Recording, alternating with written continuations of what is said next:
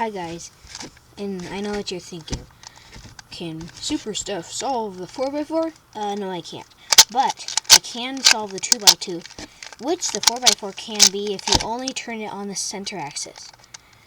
And my best time is 19 seconds. And I'm flabbergasted at how they can do it in 0.49 seconds. Whew. And now I'll start solving it. So it's already half solved. White done. That's okay. Now.